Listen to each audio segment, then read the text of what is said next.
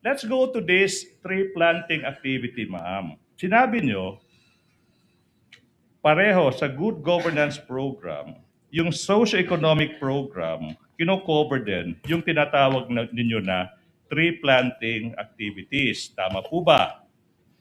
Your Honor. Ma'am, ganito po ma'am, no? Napakasimple ng tanong. Kung gusto niyo pong mag-explica ng sagot nyo, o pwede po sa pamamaraan po ng abogado ng kabila. Napakasimple po ng tanong. Para sa socio-economic program ng Office of the Vice President, isa sa mga activities na pinaggamitan ng confidential funds, sinasabi nyo, siguro pag-secure sa mga tree planting activities. Hindi po ba? Yes or no? Ang tree planting po ay kasali po sa pinaggastusan ng confidential fund before po gawin ang tree planting, ang aming security officer, Your Honor, mag-conduct po sila ng surveillance, Your Honor. Kung ma'am. safe ba? Yes, ma'am. Tama po. Kanang action, Your Honor, part na sa Okay. confidential fund, Your So Honor. sinasabi nyo, importante yung confidential funds para masigurado yung security ng Vice President. Tama po ba?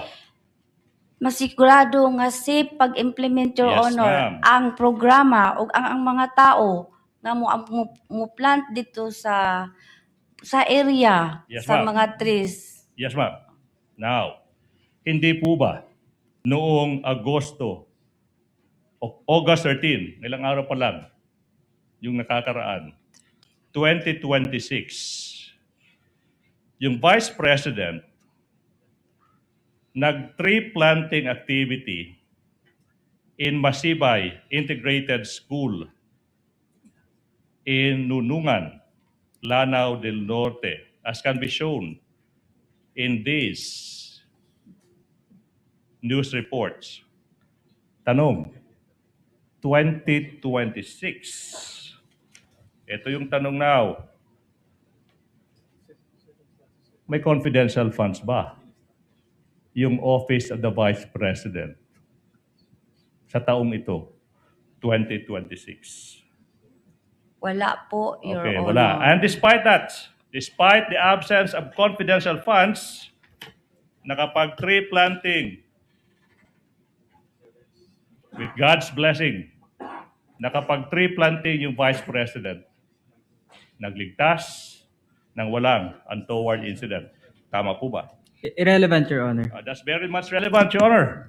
If I may, I can explain that. It's part of the liquidation report of the confidential funds, Council. Why is it irrelevant?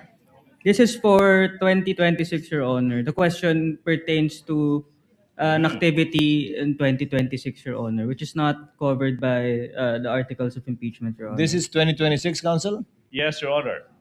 2026, the point is, there was no confidential funds allocated and the Vice President was able to conduct one.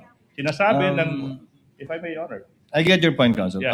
I think Council was able to explain Attorney Linden. Yes, witness may answer.